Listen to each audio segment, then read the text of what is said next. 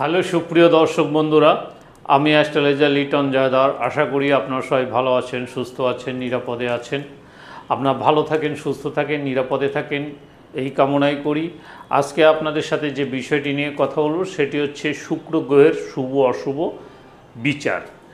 জন্মছকে কিভাবে শুক্র গ্রহের বিচার করবেন এবং সে কতটুকু শক্তিশালী, কতটুকু দুর্বল, সেই বিষয় নিয়ে আজকে আলোচনা করব। কারণ শুক্র গ্রহটি একটি গুরুত্বপূর্ণ গ্রহ, যেটির শুভত্ব অবশ্যই প্রয়োজন রয়েছে।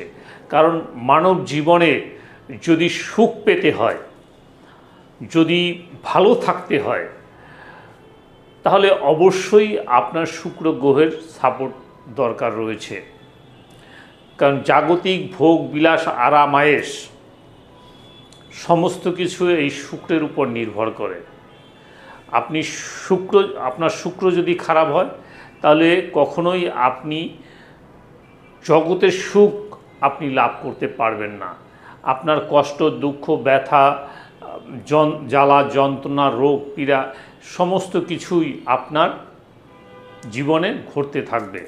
কারণ শুক্রই মানুষকে শক্তিশালী করে তোলে, মানুষের কাম শক্তিকে জাগ্রত করে, মানুষের ইচ্ছা শক্তিকে বাড়িয়ে দেয়, মানুষের কর্মক্ষমতাকে বাড়িয়ে দেয়, মানুষকে বিনোদন দিতে সাহায্য করে।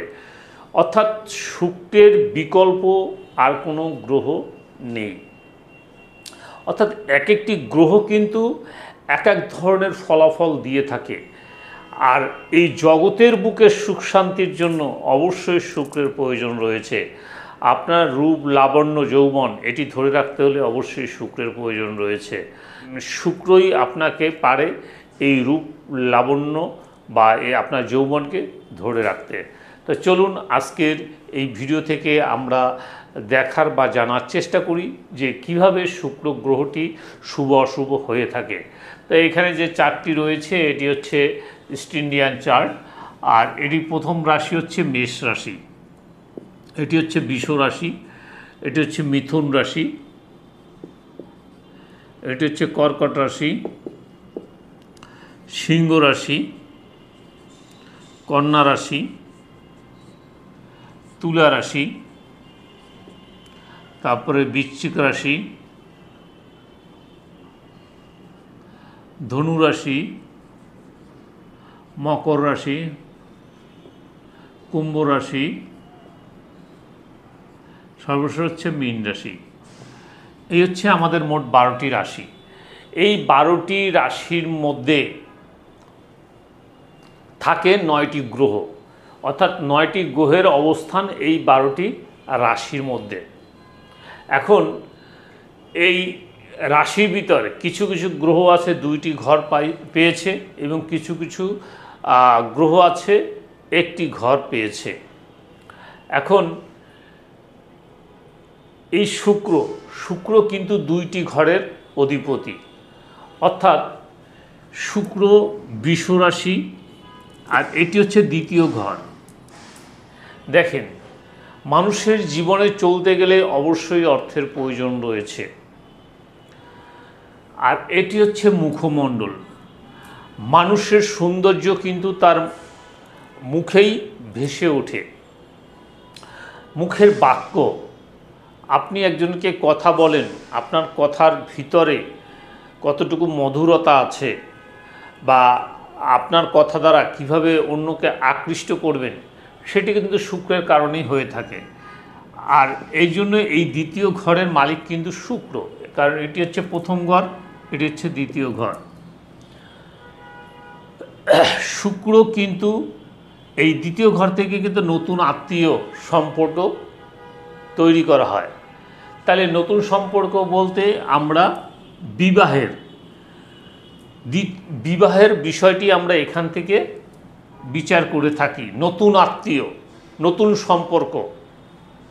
আবার এটি আমার পরিবার, এই দ্বিতীয় ঘর হচ্ছে আমার পরিবার, ছোট পরিবার। তাহলে শুক্র যদি ভালো হয়, পরিবারের ভিতরে সুসম্পর্ক থাকবে, ভালোবাসার বন্ধন থাকবে, একে অপরকে শ্রদ্ধা করবে। তা এটি কিন্তু এই যে দ্বিতীয় ঘর থেকে আমরা বিচার করে থাকি। আর এই দ্বিতীয় ঘর হচ্ছে লিকুইড মানি, অর্থ ছাড়া এই পৃথিবীতে কিছুই হয় না, আর সেটির বিচার এখান থেকে করা হয়ে থাকে। এই সপ্তম ঘরের মালিকও কিন্তু শুক্র। তাহলে সপ্তম হচ্ছে আমাদের বিবাহের ঘর, আমাদের ব্যবসা বাণিজ্যের ঘর, অর্থাৎ শেয়ার ব্যবসা বা যৌথ ব্যবসা, এটির ঘর হচ্ছে এটি।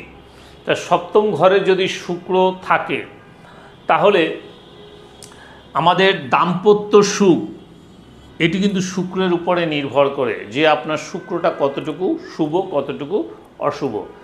তাই শুক্র যদি আপনার অশুভ হয়ে থাকে তাহলে কখনোই কিন্তু আপনি দাম্পত্য সুখ লাভ করতে পারবেন না। এই শুক্রের উপরই নির্ভর করে আপনার দাম্পত্য সুখ। কাজেই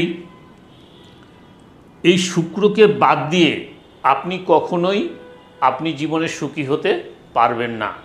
আর আপনার বিবাহ যে কারক গ্রহ এর ভিতরে শুক্র এবং বৃহস্পতি, আর এই জন্য শুক্রের গুরুত্ব অনেক বেশি। এখন শুক্রের উচ্চস্থান কোথায়? শুক্রের উচ্চস্থান হচ্ছে মীন রাশিতে, এখানেও কিন্তু শুক্র শুভ ফল দিয়ে থাকে।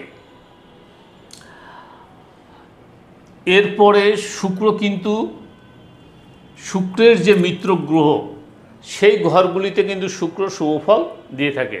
তাহলে শুক্রের মিত্র ঘর কোনটি? শুক্রের মিত্র ঘর হচ্ছে শনি ঘর, এখানে শুক্র শুভ ফল দেয়, এখানে শনির ঘর এটাও শুভ ফল দিয়ে থাকে।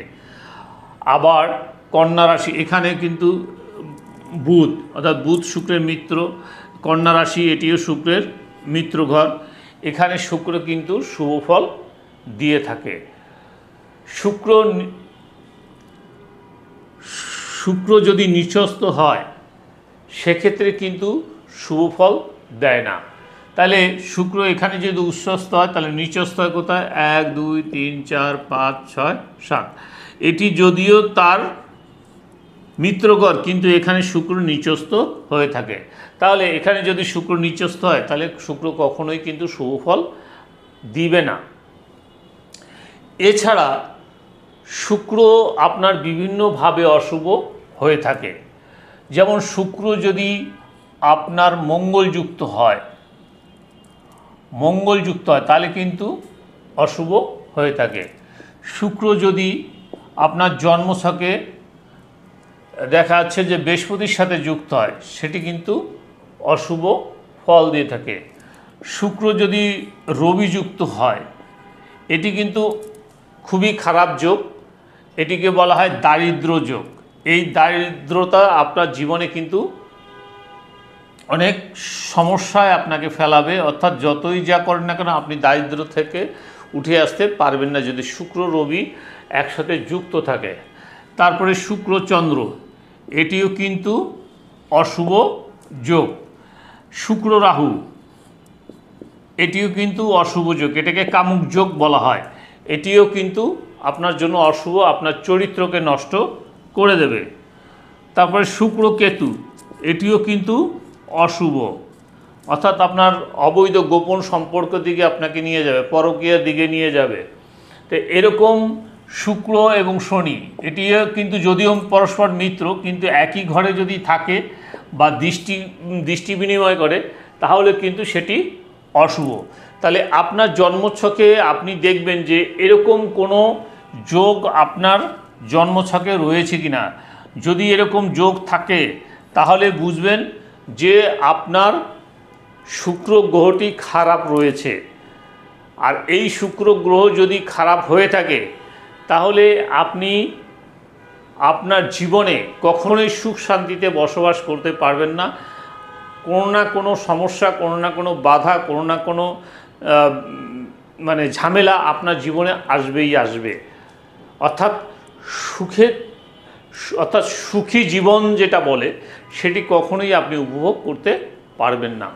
তো আজকের আলোচনা এ পর্যন্ত। যদি ভিডিওটি ভালো লাগে তাহলে একটি লাইক, একটি শেয়ার, একটি কমেন্ট করবেন এবং পরবর্তীতে কী ধরনের ভিডিও দেখতে চান আমাকে লিখে জানাবেন। আমি সেই অনুযায়ী ভিডিও বানিয়ে আপনাদেরকে উপহার দেওয়ার চেষ্টা করব। পরবর্তী ভিডিও পর্যন্ত আপনারা সবাই ভালো থাকুন, সুস্থ থাকুন, নিরাপদে থাকুন এই কামনা করে আজকের মতো বিদায় নিচ্ছি। সবাইকে অনেক অনেক ধন্যবাদ।